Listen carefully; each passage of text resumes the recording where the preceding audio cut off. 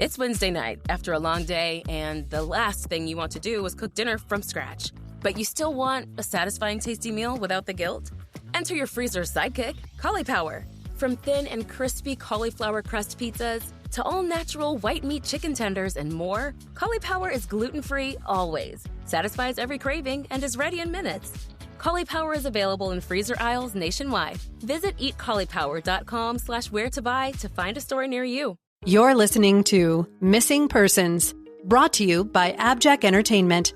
Be sure to check out some of the other great true crime podcasts from this network, including Scene of the Crime, The Murder in My Family, 3 Men and a Mystery, Malice, and DNA ID. All of these podcasts are available for you to binge on right now, wherever you listen to podcasts. Subscribe where you're listening to this podcast so you don't miss an episode.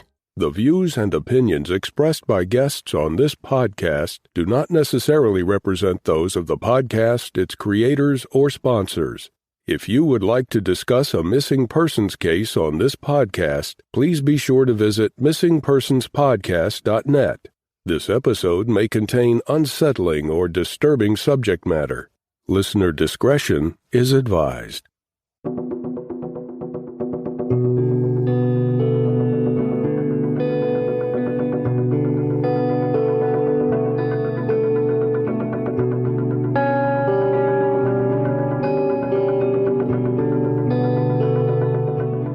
Welcome to Missing Persons, a podcast dedicated to spreading the word about people who have vanished under mysterious or unexplained circumstances and the family members who are looking for answers. I'm Jess Betancourt. And I'm Mike Morford. Together we created this podcast to help give a voice to people who continue to look for their missing loved ones. In some cases, even after decades have gone by. In each episode, you'll hear from Jess giving listeners the backstory and the basic facts of the disappearance. Then Mike will speak with someone who's intimately connected to the missing person, and his guest will share their story with us. Please stay tuned at the conclusion of this episode to hear about our Patreon program and our commitment to help find people who have gone missing. We'll also share with you where you can find more information and how you can join our team and help our efforts. You'll get recommendations for other podcasts we think you'll enjoy, and more. So sit back and enjoy this episode, and who knows, maybe you can help us find someone who's missing. Episode 23, Amy Bracken. Amy Lee Bracken was born on March 20th, 1980 in Pennsylvania. At age 16, she lost her mom, and although she was very close with her father, Dan, after her mother's death, Amy lost her way a little bit. She was able to graduate from Forest Hills High School in Sidman, Pennsylvania in 1998, but after that, she made some bad decisions and drifted from place to place with a drug habit. Starting at age 18, Amy was jailed several times for things like petty theft, writing bad checks, contributing to the delinquency of a minor, drug possession, failure to pay fines, and probation violations. She was last released from jail in Pennsylvania in December 2018. She relapsed into drugs, sobered up, and then relapsed again in the fall of 2019. It did not help that her boyfriend at the time was also a drug abuser. By early 2020, Amy was 39 years old, living in the Somerset area, and continuing to engage in risky behavior. In January, Amy decided to go visit a guy she had met online and had been speaking to for months. This was a Brandon Lordione. Amy didn't drive, so she asked her father for a ride to Braddock, right near Pittsburgh. This was about an hour drive from Somerset. Her dad refused to take her, thinking it was not a good idea for Amy to spend the weekend with someone she had never met. Amy then posted on a local online message board asking if someone could give her a ride to go visit her brother, who was in the hospital in Pittsburgh. This was not true. Although her brother Chad had been paralyzed during a surgical procedure, he was not in the hospital at this time. Nevertheless, Amy found a ride and left Somerset with her backpack on January 17th. Amy's cell phone was broken, so her family had no way to get in touch with her. She had posted on January 9th asking if someone had a used phone that she could borrow, but she was unable to get one. Because they weren't expecting to be able to get hold of her by cell phone, Amy's family didn't realize that she was missing for several days. When they did, Amy's father went down to the Somerset police to report her missing, and was told to hold off for a while to see if she turned up. She was officially reported missing on February 14th. Once police started digging into Amy's whereabouts, they tried to track down the last people to see her. They found the guy who had given her a ride to Braddock, who said that he had dropped her off there. This was at the apartment of Brandon Lordione, age 33, Amy's internet acquaintance. Brandon told Amy's family and then the police that Amy and he had spent the weekend together beginning on Friday, January 17th. Since he acknowledged that Amy was last seen in the North Braddock area, the Allegheny County authorities took over the search for Amy. They questioned Brandon and by some reports even polygraphed him. Brandon told them that Amy had left on Monday morning in the company of an African-American man who went by K, driving an older model white Lexus with Ohio plates. Brandon posted on one of his social media sites, quote, "Amy was last seen leaving my house in Braddock early January 20th in a white Lexus with this guy heading for New Ken," end quote. The post included a photo of Amy with a black guy with wild hair, an orange shirt, and chains. According to Brandon, Amy told him that she and her male friend were going to get drugs and she would be back, but she never returned. Brandon told WPXI.com, quote, "She said she was going to go somewhere real quick, maybe stay the night at a friend's house and then come back in the morning. I've never heard from her since." Amy's family has some reason to be suspicious of Brandon. For one thing, he has a history of violence. He was involved in one stabbing incident as a juvenile, according to Amy's Aunt Diane, and he was arrested in March 2019 after having a fight with another man on a street in Pittsburgh. Brandon stabbed the other man several times in the head and neck. According to the complaint filed against him, though, witnesses told investigators that Brandon had acted in self-defense. The man he stabbed had started punching him and waving a broken bottle around menacingly. The stabbed man continued to be aggressive to staff even while at the hospital to have his wounds treated, and he had to be sedated. The charges against Brandon were dropped. But another red flag that raised the suspicions of Amy's family was that Brandon acknowledged that he and Amy had had a fight. On the Somerset PD Facebook page, someone posted some screen grabs of a text Brandon sent to Amy, accusing her of stealing his wallet and calling her a low-life, two-faced liar. Then, the family believes that it was Brandon who attempted to use Amy's bank card on the 9th of February. He is seen on video at the ATM machine. Why he would have Amy's ATM card when he claims she left his place on January 20th is anyone's guess. Brandon reportedly told the police that Amy had left the card behind, and since she had taken his money and left, he felt justified in using it. Despite his fight with Amy, Brandon said to the media, quote, "She was a really sweet girl. She was somebody who was genuine, kind, caring. Somebody you don't really see too often in this world." This opinion doesn't seem to mesh with the anger he directed toward Amy in his texts that appeared on the Somerset PD Facebook page, if they're genuine. The nature of Brandon and Amy's relationship remains hazy. Further, we really have no way of knowing whether Amy actually left Brandon's home on that Monday. But Diane, Amy's aunt, said that the police don't believe Brandon to be involved and believe that Brandon is being truthful with them. It seems likely that Amy did leave with the man in the Lexus. What happened to her after that is the mystery. Amy's family says that the last time Amy's social media showed any kind of activity was January 22nd, when she added some friends to her Facebook account. After that, Amy has not posted online or contacted her family at all. Amy Bracken is 40 years old. She is white, 5'6" tall, with green eyes and brown hair. Amy's tongue and lower lip are pierced, and she has a tattoo on her forearm. Mike Morford sat down to talk with Amy Bracken's aunt, Diane Cielo, from Missing Persons. That conversation is coming up after a word from our sponsors. It's Wednesday night after a long day, and the last thing you want to do is cook dinner from scratch. But you still want a satisfying, tasty meal without the guilt? Enter your freezer's sidekick, Cauliflower. From thin and crispy cauliflower crust pizzas to all-natural white meat chicken tenders and crowd-pleasing snacks, Cauliflower satisfies every craving. Cauliflower's products are your favorite comfort foods, but made better for you and gluten-free always. The best part? You don't have to sacrifice taste or time, so you can honor your cravings without compromising. Craving pizza? You can enjoy Cauliflower's delicious margarita pizza for only 370 calories for half the pizza. Looking for easy snacks that kids and adults alike will love? Cauliflower's baked, never-fried pizza snacks are nostalgia reimagined and ready in 5 minutes. Cauliflower's products are available in freezer aisles nationwide. Visit eatcaulipower.com/where-to-buy to find a store near you. Let's be honest. Most of us have a love-hate relationship with wired bras. We love the lift, but hate the digging. We love the support, but hate feeling trapped. Well, Knix just changed everything with FreeFlex, a wired bra actually designed to work with your body, not against it.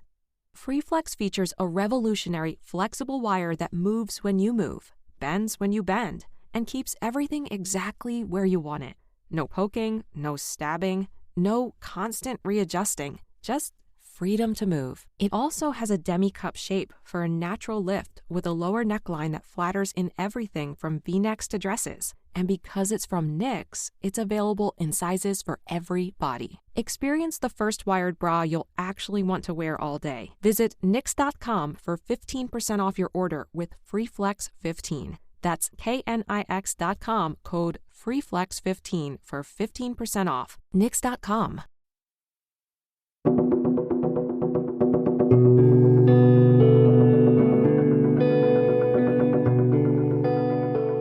Hi, Diane, and welcome to Missing Persons. We appreciate you coming on to discuss your niece Amy's case with us. Thank you. To start off, there aren't a lot of details about Amy's case online, but what's out there seems pretty mysterious, and we'll get to some of that. But before we do, can you tell us a little bit about Amy? Tell us maybe what kind of person she is. Well, Amy hasn't had a very easy life. Her mom, who was my sister, died when Amy was 16. So that was like 24 years ago. And then after her mom died from an asthma attack. So it was sudden, it was unexpected. After her mom died, she stayed with her stepfather for a little while, maybe like a few weeks. And then she ended up with my mom, her grandmother, in Punxsutawney, which is away from where she lived. And then she ended up living with her dad in Somerset. So it was a lot of upsets in her life. Her brother, she only has one brother. He ended up living up where we live, up by us. So she kind of got tossed around a little bit. And I think she had some mental health issues before her mom even died. And I don't think they were ever addressed.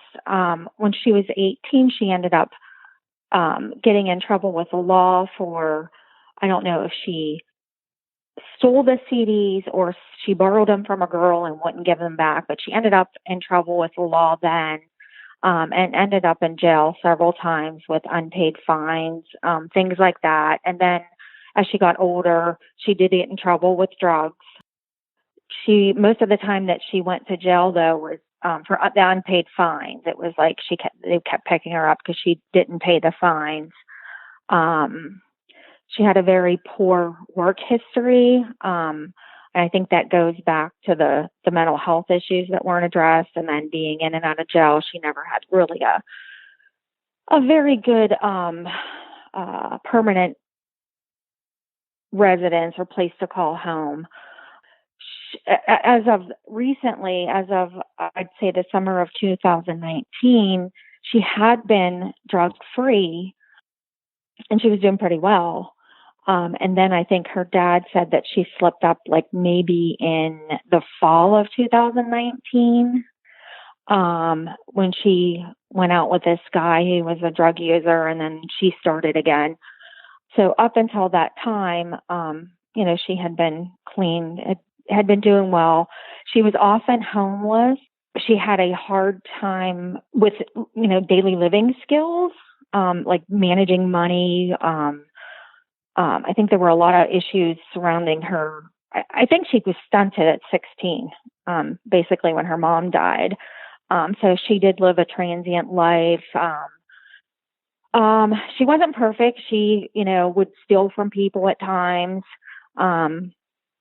But on the other hand, she also had like a huge heart and would do anything for anyone. I think she had a lot of friends. I know that I'd helped her in the past, and I'd helped her, when she had asked, but then there comes a time when she quits asking because you quit giving, you know what I mean? So, I mean, she had a rocky past. The person that she was closest to was her father. So he was the first one that noticed that she had been missing.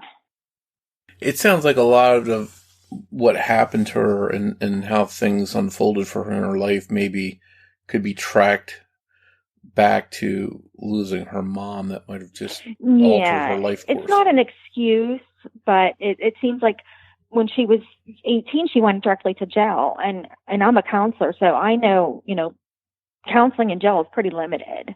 So I don't think she ever got the counseling or the mental health help that she needed. And I know that when people did try to help her, when services did try to help her, she would change her mind and she would go somewhere else. So it wasn't all on the system. She had a mind of her own and she did what she wanted, basically. That she was kind of the fly by the seat of her pants girl. So we always feared that something like this, like she might end up missing or something might happen to her because she had no impulse control. Yeah, there's no doubt that when someone that young loses a parent, that's a huge right. life-changing event, and sometimes without the right counseling and someone to talk to deal with that problems arise from that. So it seems like that may have happened here. Yeah, and then 5 years to the day that her mom died, her brother ended up paralyzed while getting surgery. So he hasn't been able to walk since. Oh, he's in a wheelchair and he has all kinds of health problems. So she didn't really have a lot. I mean, she didn't have a lot of support. Her dad was a very big support to her. But she, would do something to a friend and then they would be mad. So she kind of lived here and lived there, that kind of thing. Almost like somebody that would be in their late teens, early 20s, how they would act. So she was how old when she went missing again? 39. Yeah. So it's almost as if she was perhaps stuck on another level, a younger level of her her life in some capacity. Yes, definitely. Well, let's talk about when she went missing. Obviously, if she's dabbling in some of those things you mentioned with certain people in those crowds that can present problems and open her to dangers. What was going on in her life right at the time preceding when she went missing? Right before she went missing, she had been on Facebook and on social media. I had talked to her right after Christmas. She was upset with my mother, her grandmother. It wasn't over anything in particular recent. It was just, something from past or whatever. And I was just listening to her. And that was the last time I talked to her. But the week of, I think it was January 9th, she had posted on Facebook that her phone was broke. And if anyone had an extra one. Obviously, no one did. On January 17th was the day that she left Somerset. She had called her dad and asked him to give her a ride to Pittsburgh to meet this guy that she met online. And she had met him months prior to January. They had been talking for months online. So he was like, no, I'm not giving you a ride to Pittsburgh. She didn't have a phone. So she had posted, I found this out later, she had posted on one of the local free sites or whatever that she needed a ride to Pittsburgh to see her brother in the hospital, which was an obvious lie. He was not in the hospital. She wanted to go see this Brandon Lordione. So she got a ride with some guy, and this man did talk to the police later and, confirmed that he did drop her off there. So about a week after she had gone, her dad knew something was wrong within a couple of days because she always calls him for something or gets in touch and says, I'm here or there. So he kind of knew something was wrong. So about a week after, we started saying, hey, you need to get on and report her missing because we have no idea where she is. She wasn't on Facebook. She wasn't on any social media, didn't contact anyone. So he went to the Somerset Borough Police and reported, wanted to report her missing. And they said, hold off for a little while. So he did. So it was actually on February 14th, she was actually reported missing by the Somerset Borough Police. Well, in the meantime, the borough police were doing what they could, but since she disappeared in North Braddock, which is in Pittsburgh, they couldn't really do much because they couldn't travel there. So they did what they could, and it took probably like a month. They transferred it to the Braddock police in Pittsburgh. Well, they weren't doing anything. So another month goes by, and it finally gets transferred to the Allegheny County Homicide Division. And they gave Brandon Lordione a lie detector. They interviewed him. They actually, told me they didn't think he had much to do with it, anything.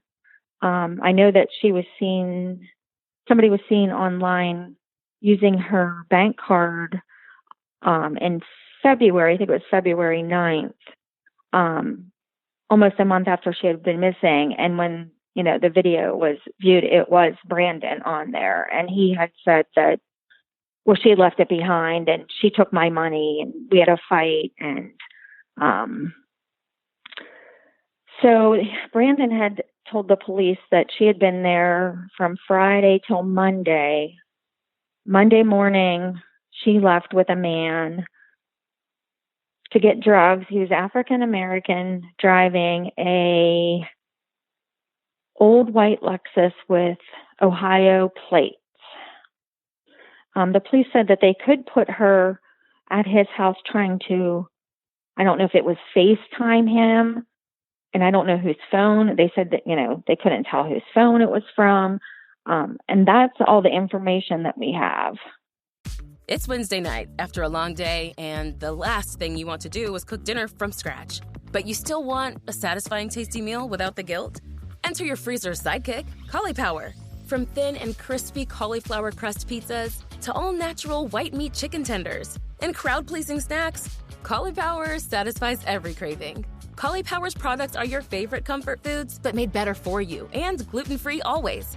The best part? You don't have to sacrifice taste or time, so you can honor your cravings without compromising.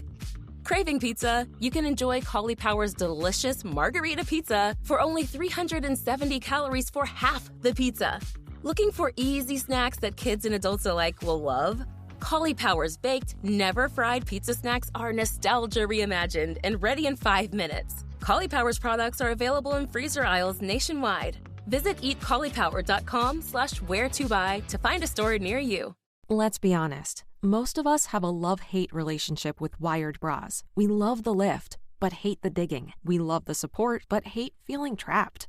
Well, Knix just changed everything with FreeFlex, a wired bra actually designed to work with your body, not against it.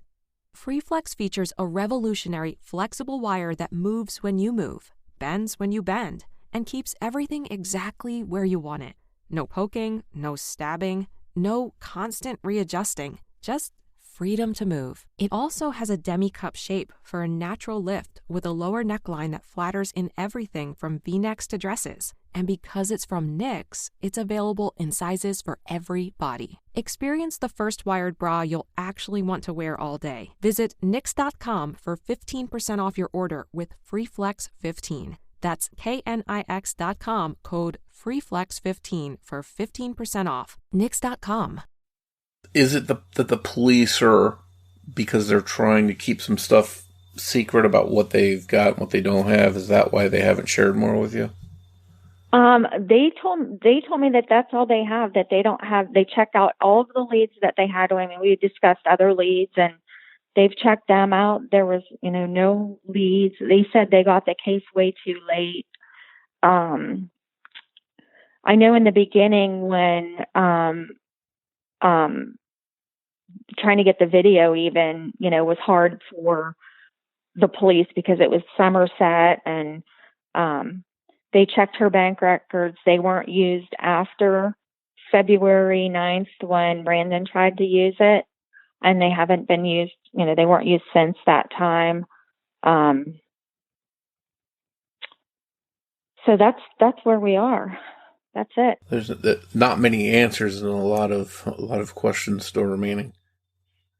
Right. And I have a psychic that I contacted, and he's working on it, but I'm still waiting for him to get back to me. And I put up a reward, and the police wanted me to, send them a confirmation or whatever. And that was months ago. So I think the communication is very lacking. So I just put it up myself. Yeah. So it sounds like, when you have a case like this, it's time is of the essence, and if you're having any kind of communications issues with the police that are supposed to be helping you, that can be a problem. I know that back in July there was a body found in Ohio, and I had one of Amy's friends contact the coroner. I just couldn't, and so they called me back, and they wanted to know if Amy had any dental records. And so I called the dentist, and they wouldn't give the results, or her brother might have called the dentist. They wouldn't give results to the family. So I called back the coroner, and the coroner said they'd call them. And that was the last I heard. So I haven't heard anything, whether that an identified Jane Doe. I don't think it was, because from what the coroner had told Amy's friend, it was a smaller person. So I'm just looking on my own. It's got to be feeling like a huge uphill battle to sort of be doing all this on your own without a lot of help. Oh, yeah, it is. What are some of the challenges that you've faced personally just trying to get her case out there and get the word out there and have people looking for her? Well, like one of the challenges was when this first, happened, it was like, oh, look, we'll post it. But when I updated her flyer with the reward and I sent it to the news stations, they wouldn't even post it. Facebook, on their Facebook pages. It's like, it's over, done with, bye. Do you feel that they sort of ignored it because it was not recent enough, or do you think it's because maybe of they heard that she had some drug use in her life and that automatically? Oh, it's definitely, it's a, she was turned 40 when she was missing, 40-year-old woman, past drug use, impulsive, reckless behaviors. Of course, it's not going to make any news, but it doesn't make it any, like I said to my husband, when that Linda Stoltzfus in Pennsylvania went missing, there was an automatic, reward and blah, blah, blah. She was 18 years old, Amish. And of course, I could see that too.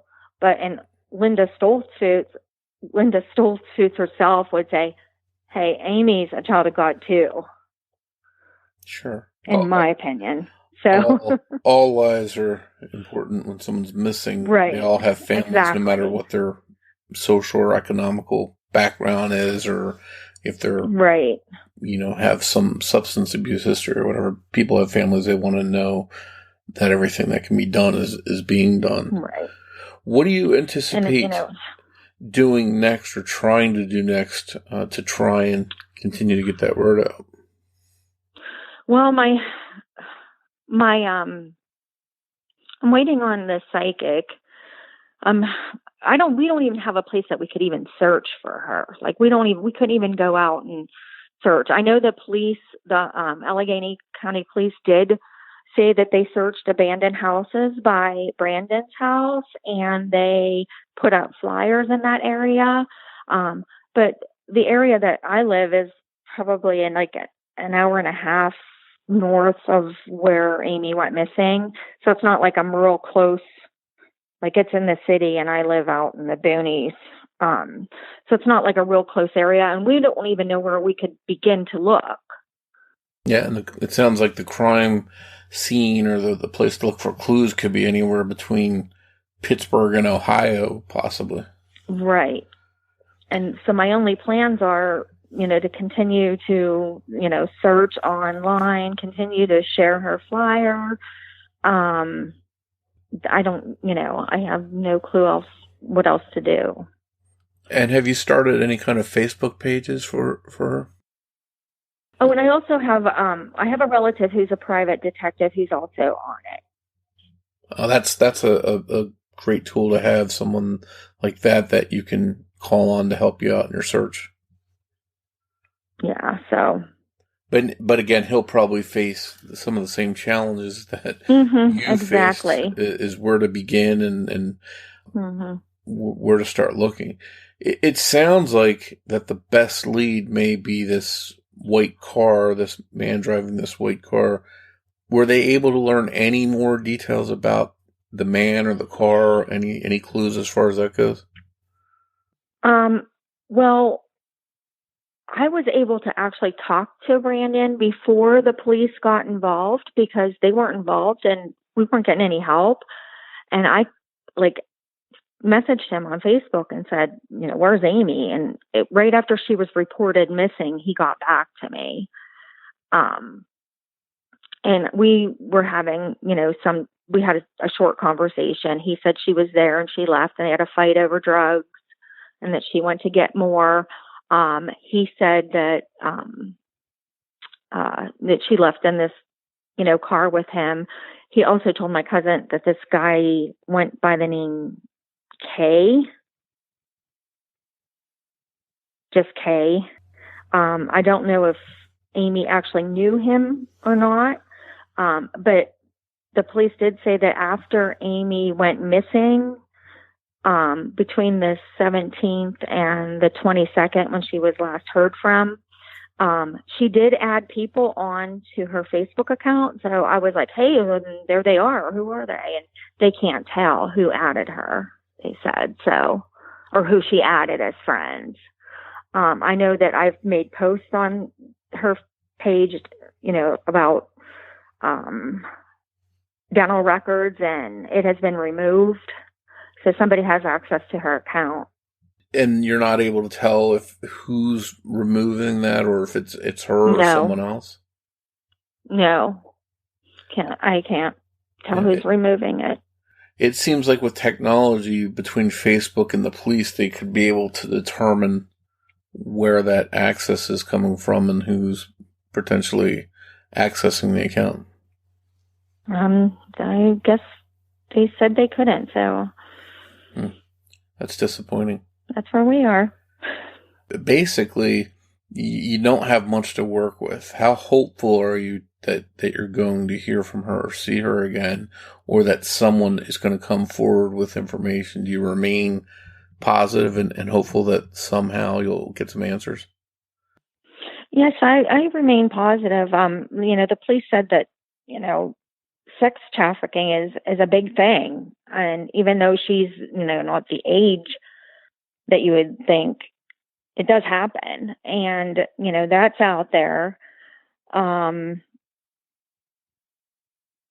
I think maybe sometime, first of all, let me say that I know that more than one person was around her, most likely in those days. I don't think her and that man would have stayed together in a house. So I think either, someone else was there with her or knows about it. So I think at some point, someone's going to be like, all right, I don't want to carry this with me anymore.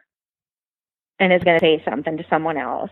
The truth comes out sooner or later. Yeah, and hopefully if someone knows something, they'll do the right thing and come forward with that information. Right. Or maybe the reward, they hear there's a reward and that will cause them to come forward.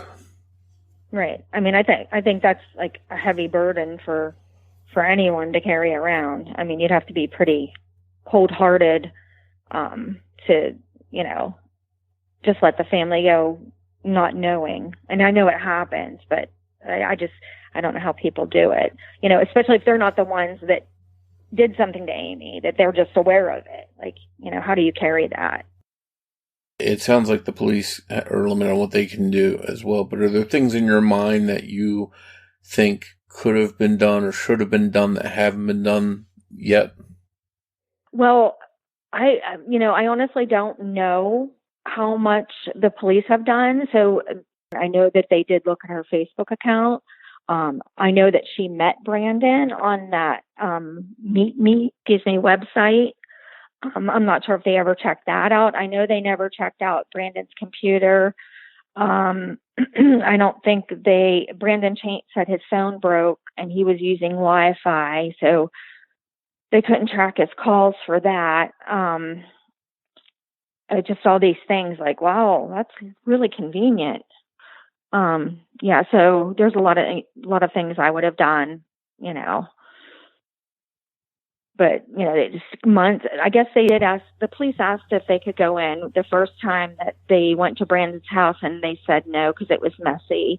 And they said they couldn't get a warrant because they didn't have, you know, a reason to get a warrant.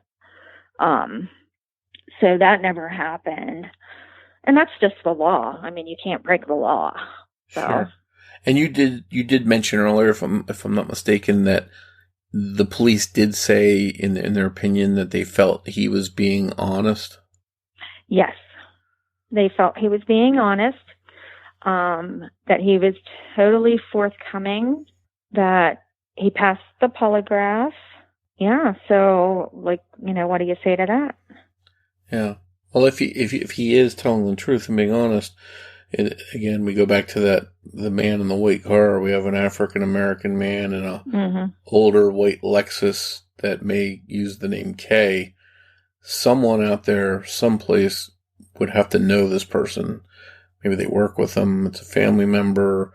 They hang out with them, whatever the case. So I think it's important to try and get the word out there and put this on social media, you know, on the podcast, whatever, spread it around so that the right person may hear that name, recognize that vehicle, and maybe come forward like we talked about and do the right thing.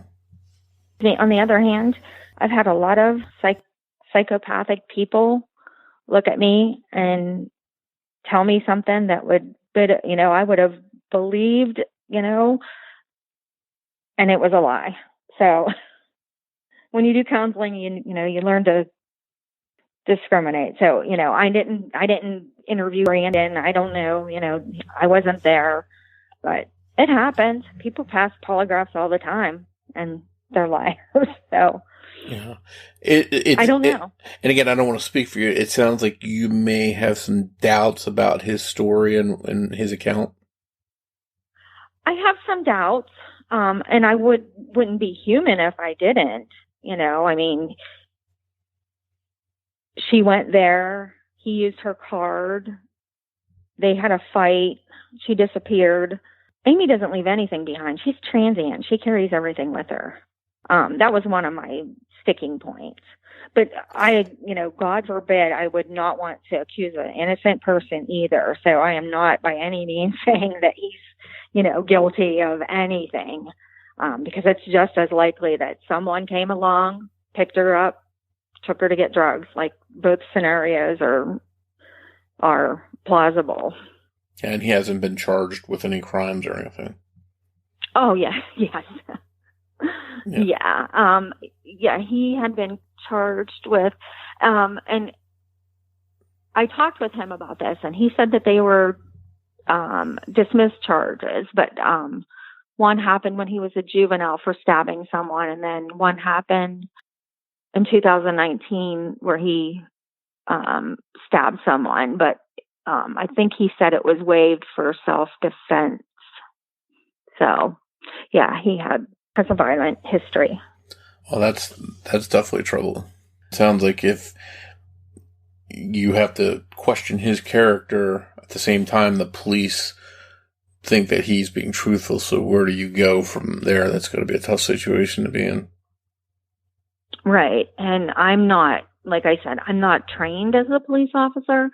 I wasn't there at the interview. I didn't, get to ask him all kinds of questions.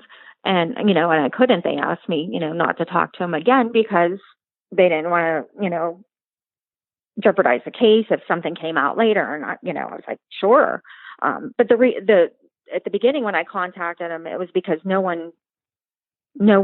couldn't even get a police report filed. So I was just like, I got to find the last person that talked to him or talked to her. So. Well, it sounds for sure that you have a uphill battle, and I know at times it seems like you're probably on your own, but again, we're going to try and help you and spread the word and get the word out there, and I hope you do get the answers that you're looking for. Thank you. I hope so too. I hope somebody will just find it in their heart to, think about no one deserves to just disappear. And when I look, when I started looking for things for Amy, it's unbelievable. The amount of people that disappear, like it could be that, the person that's withholding the information, next it could be somebody in your family. Like you just don't know. You have to have some type of compassion. Very frightening possibility, and no one wants to find themselves in that situation. So again, right. I appreciate you coming on and taking the time to share Amy's story with us. Well, you're welcome, and thank you for having me. We hope you enjoyed this episode of Missing Persons. If you can provide any information to help solve the case we discussed in this episode, we hope that you'll contact the appropriate authorities. We hope that you'll tell your friends about Missing Persons and invite them to listen to the show. Word of mouth will really help us grow. And if you'd like to help us reach new listeners, please be sure to rate and review Missing Persons on the platform you're listening to us now on. We'd like to tell you a little bit about our Patreon program. If you visit patreon.com/missingpodcast, you can sign up to help this podcast through ongoing monthly support. As a thank you, we'll give you an on-air shout-out, a thank you card and sticker, plus you'll get ad-free early access to every new episode of Missing Persons, as well as any bonus content. Your Patreon support also goes directly towards helping the missing, because every dollar that we earn through Patreon will be split with two worthwhile causes that benefit the efforts to bring missing people home: CharlieProject.org and Private Investigations for the Missing. Your Patreon support will really go a long way towards helping. We hope you'll consider supporting the show. Just a reminder, new episodes of Missing Persons drop every other Saturday. If you want to find us on social media, you can search Facebook for Missing Persons Podcast. We're also on Twitter with the handle @missing_pod. And of course, you can always find us on our website, missingpersonspodcast.net. On behalf of Jess Betancourt, this is Mike Morford, saying thanks, and we'll see you next time on Missing Persons. Missing Persons is produced under the name AbJack Entertainment by Mike Morford and Jessica Betancourt. It's hosted by Mike Morford and Jessica Betancourt, with writing and research by Jessica Betancourt and editing by Mike Morford. Be sure to listen every other Saturday for an all-new episode of Missing Persons.